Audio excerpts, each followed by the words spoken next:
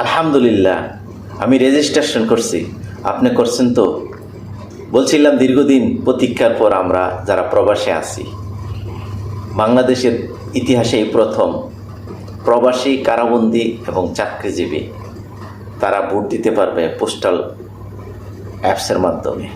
যারা প্রবাসে আছেন তাদেরকে অনুরোধ করব, গত 18 নভেম্বর থেকে 18 ডিসেম্বর পর্যন্ত ভোট গ্রহণ।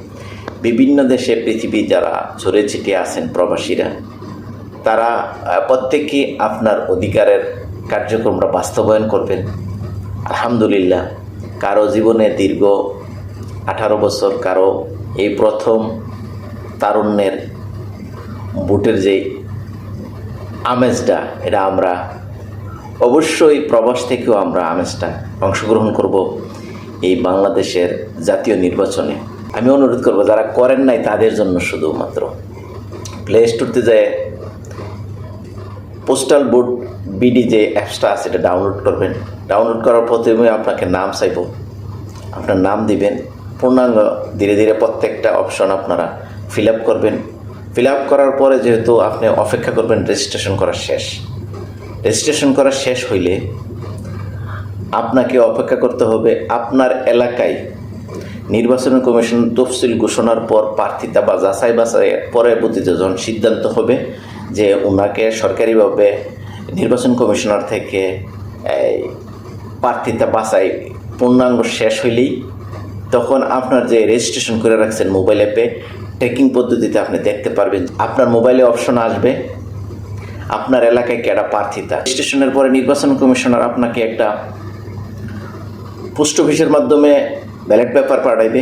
এই ব্যালট পেপারের উপরে দেখবেন একটা স্ক্যানিং কিউআর কোড থাকবে। এই কিউআর কোডটা আপনি যখন স্ক্যানিং করবেন মোবাইলে, তখনই আপনার এলাকার প্রার্থিতার নাম এবং তার দেখতে পারবেন, প্রতীক দেখতে পারবেন।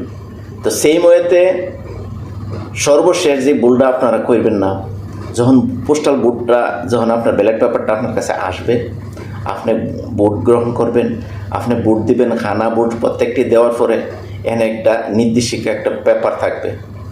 আপনার এই মর্মে প্রত্যয়ন করতেছি যে আমি এই সজ্ঞান এভাবে ভোট দিয়ে, আপনার সিগনেচার যদি না থাকে তখন কিন্তু নির্বাচন কমিশনার ওই ভোটটা গ্রহণ করবে না। তো খুশিতে সব কিছু দিয়েন। এখানে যে নির্দেশিকা থাকবে একটা, এটার মধ্যে যে পেপারটা থাকবে অবশ্যই এটা সিগনেচার কইরা নির্বাচন কমিশনারের যে নির্দেশনা দিছে সেই নির্দেশনা মোতাবেক আবার একটা হামের ভিতরে বইরে আপনার নিকটতম পোস্ট অফিসে আপনি পাঠিয়ে দিবেন। সর্বোচ্চ 15 থেকে 30 দিনের মধ্যে নির্বাচন কমিশনার এইটা যাইবে। যদি এর পরে জাতীয় নির্বাচনের যখন বিকাল 4টা ভোট গ্রহণের যে টাইমটা আছে, এটা শেষে যদি আপনার ডাক যাক বা আপনার ভোট গিয়া বাংলাদেশে পৌঁছে, তো আপনার কিছু কাম হবে না।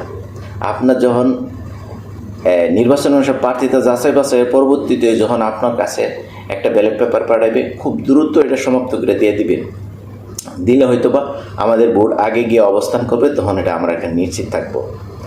তো অনুরোধ করব, যারা এখনও এই পোস্টাল ভোটের বা জাতীয় নির্বাচনে অংশগ্রহণ করতে অধীর আগ্রহে আছেন প্রবাসী যারা, তারা এটা প্লে স্টোর থেকে অথবা আপেল যারা ফোন আছে আপেল স্টোর থেকে গিয়ে এই postalbd.com যে অ্যাপসটা আছে এটা ডাউনলোড করেন, আপনার রেজিস্ট্রেশন করেন এবং তারুণ্যের অহংকার যে জিনিসটা আছে, আপনার দীর্ঘদিনের আকাঙ্ক্ষা, আপনার অধিকার প্রয়োগ করেন।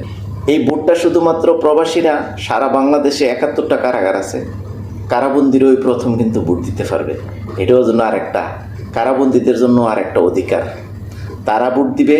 এবং সরকারি জরুরি চাকরিজীবী যারা আছে তারা যাইতে পারবে না, তাদের জন্য আলাদা একটা অপশন করবেন। তো সরকার 3টা কার্যক্রমে অবস্থান নিচ্ছে ভোট গ্রহণের জন্য। একটা হচ্ছে প্রবাসী যারা, আবার একটা আছে যা কারাবন্দী, এবং আরেকটা যারা আছে চাকরি করে, তারা তাদের নিজ এলাকায় জরুরি কাজে যাইতে পারে না, তাদের জন্য সুযোগ সুবিধা আছে, শুধুমাত্র সরকারি চাকরিজীবী আছে। তো ভালো থাকবেন, এই সুযোগটা গ্রহণ করবেন, এই প্রত্যাশাই রেখে শেষ করলাম। আসসালামু আলাইকুম।